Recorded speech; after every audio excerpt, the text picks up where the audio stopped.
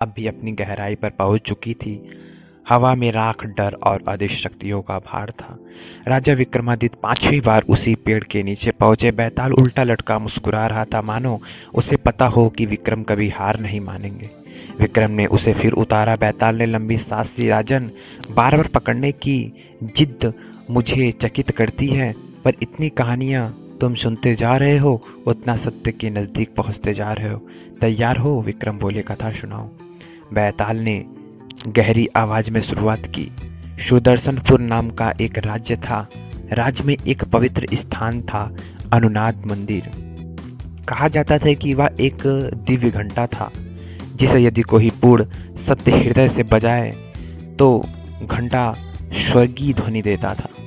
सदियों में कभी कभी वह घंटा बजाया जाता था। राजा की 3 संतानें थी, राजकुमार देवायु, राजकुमारी सुधा और सबसे छोटा तरंग। राजा बूढ़ा हो चुका था और उसे यह निर्णय लेना था कि उसके बाद सिंहासन किसे मिलेगा। वह तीनों को मंदिर में ले गया और कहा, जो भी इस सत्य घंटा को बचा देगा वही अगला राजा बनेगा। तीनों चौंक गए। घंटा बचाना आसान था, पर शर्त कठिन। दिल में पूर्ण सत्य हो, एक भी छल ना हो, एक भी भय ना हो। पहले देवायु आगे बढ़ा। वह भीड़ था, पर महत्वाकांक्षा उससे भी बड़ी थी।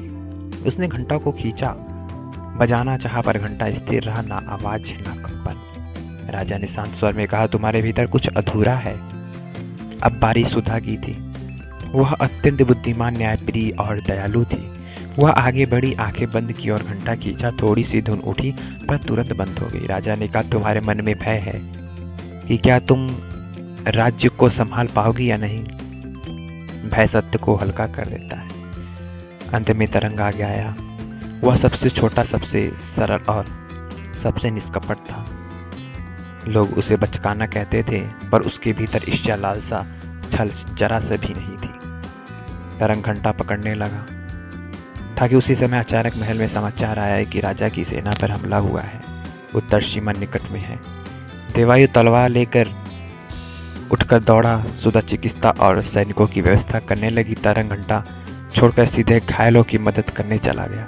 उसने अपने कपड़े फाड़े, सैनिक के घाव बांधे, पानी पिलाया और रात भर सेवा करता रहा। सुबह जब सब लौटे, तरंग वापस मंदिर में आया और घंटा छुआ भी नहीं कि घंटा घन घन की आवाज आई। घंटा अपने आप बज उठा। उसकी ध्वनि पूरे राज्य में फैल गई।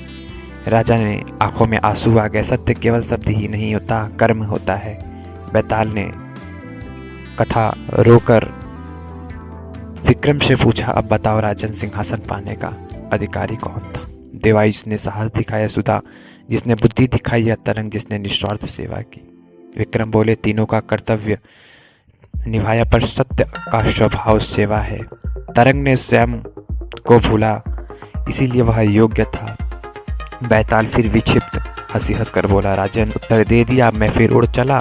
वह अंधेरे में विलीन हो गया।